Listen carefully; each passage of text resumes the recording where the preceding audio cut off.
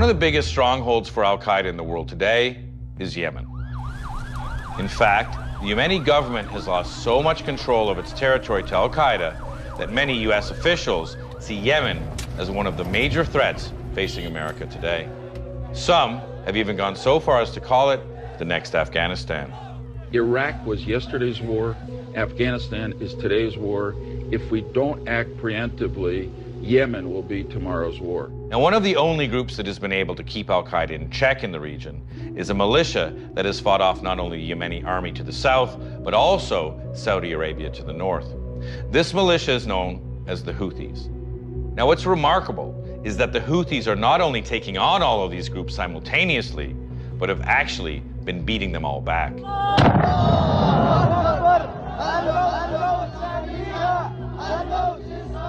Now, we were wondering exactly what it takes to beat al-Qaeda on its own turf. So we sent Ben Anderson for a rare look inside the Houthi territory in Yemen to find out more about this elusive fighting force.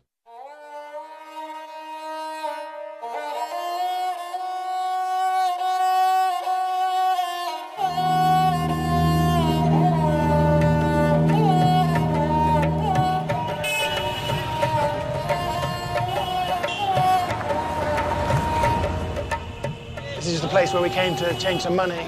Little bank, there are 10, 15 guys selling machine guns, hand grenades, and not just to Houthi fighters, but to anyone. Yemen is a war-ravaged country, much of which the government has no control over. In many places, security is provided by competing tribes and militias, and all kinds of weapons are sold openly on the street, as ubiquitous as hot dog sellers in New York. كم القنابل؟ منها روسي غالي 12 13 احنا نسميها أمريكا.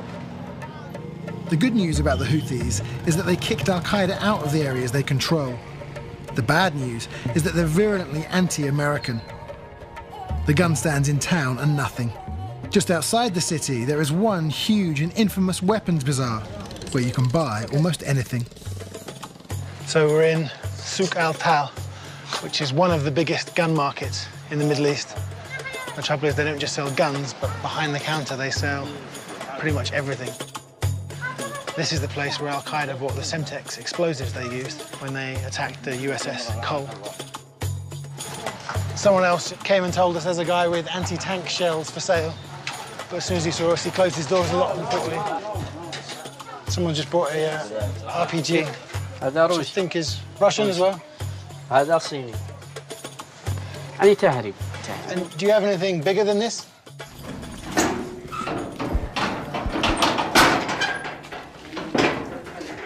So it wasn't very difficult to just quickly find someone who'll open up one of the back stores. And for $30,000, you could buy this. روسي أضخم سلاح عندنا أمريكي. What's this for? Is this powerful enough to take down a helicopter? إحنا ما إحنا حرب. يعني إحنا بنبيع نشتري. And if I had $30,000 now, I could buy this and walk away? إحنا نبيع منا أي واحد في ذا السوق.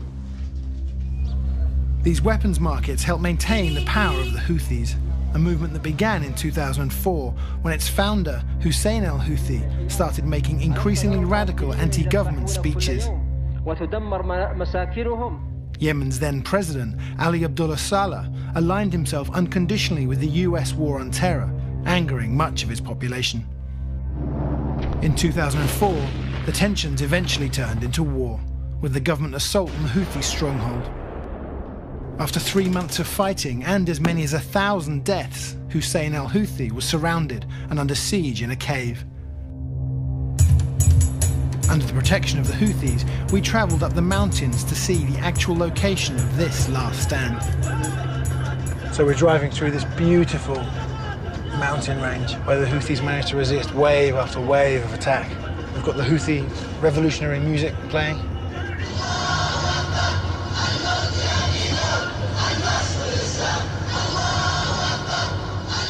When we arrived, we were given a tour of the battle site, which was turned into a shrine that only helped strengthen the movement. هذولا شهداء الحرب الأولى. Was everyone here a fighter? أكيد بالطبع. معظم الشهداء قاتلت أنا وهم، ولذلك عندما أزور هذه المقبرة وأتمنى أنني لو استشهدت في ذلك اليوم معهم. تحصن السيد حسين بدر الدين سلام الله عليه في الحرب الأولى في هذا الجرف بعد ما مشت الحرب ما يقرب بيومين تقريبا، وظل هنا حتى آخر يوم في الحرب، وأدار المعركة من هذا المكان. So after 3 months being under siege here, he had been bombed. They'd poured petrol through the water pipe and set it on fire. Several of his family had been killed. Several of his supporters in there had been killed. He came out to negotiate, and they're saying he was just shot in the chest and died a couple of minutes later. But rather than killing the movement, it seems to have ignited the movement. When the Houthis buried their leader, it was one of the largest public gatherings in Yemen's history. And his death showed how much of a following and how much of a force they could be. The Houthis' numbers grew by the tens of thousands. They are now strong enough to fight off Al-Qaeda and government forces and maintain order over a vast area of northern Yemen. But the price they paid for this war was evident in the destruction seen almost everywhere we looked. So can you describe what happened here? شوف كان تم ضرب الناس وهم موجودين ساكنين فيه هنا. Hussein Ali Amir was there throughout the government assault. He agreed to show me around. وتأتي الضرب يجي سواء من هنا كما ذكرت لك من سابق. وكان تصب عليها القذائف كالمطر كالحمم. And were there fighters here or civilians? كانوا مواطنين عاديين وإنما اضطروا للمقاومة أو المدافعة بسبب من يعني دفاع عن النفس. No one knows the exact numbers, but thousands were killed and tens of thousands were forced to flee their homes. So another mosque here was destroyed, another 15, 20 houses. You think you've seen all the destruction, you turn a corner and you see a load more.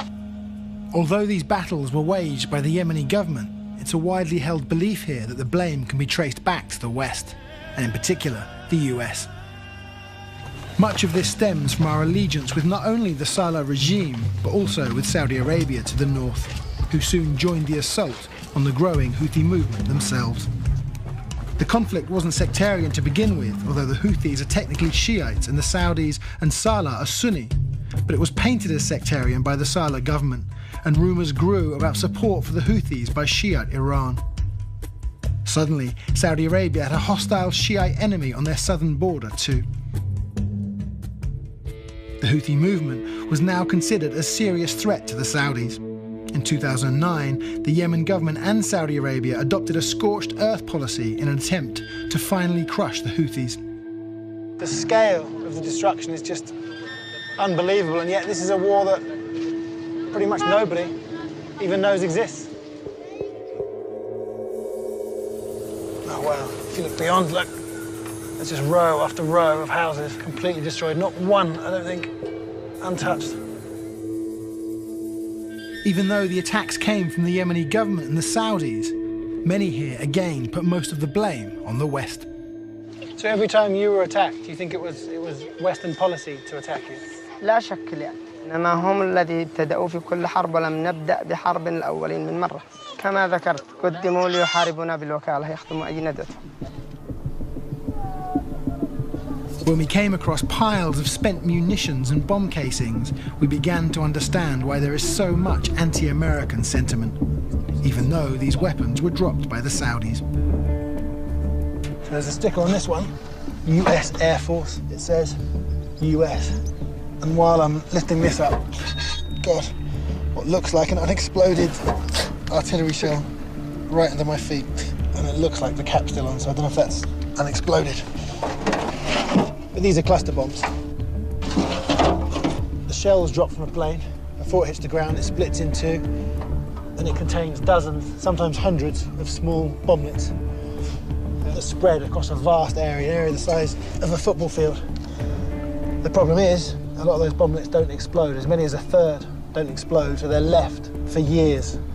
Most of the people that are killed by them years later are civilians. These aren't supplied to the Yemen Air Force, but they are supplied to the Saudi Air Force. And you know, these bombs have been made illegal by 110 countries because they kill so many civilians.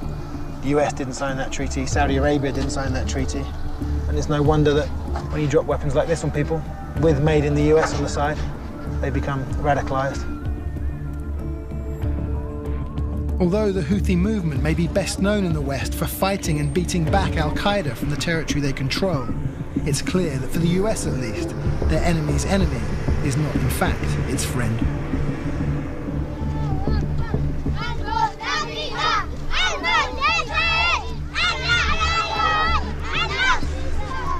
I think this is what scares so many people in Washington about Yemen, is that although these guys are enemies of al-Qaeda, they're still raising their kids to chant death to America, death to Israel, damn the Jews, and victory for Islam. You can see why lots of people think Yemen will be the next failed state, which could be a launching ground for attacks against the West.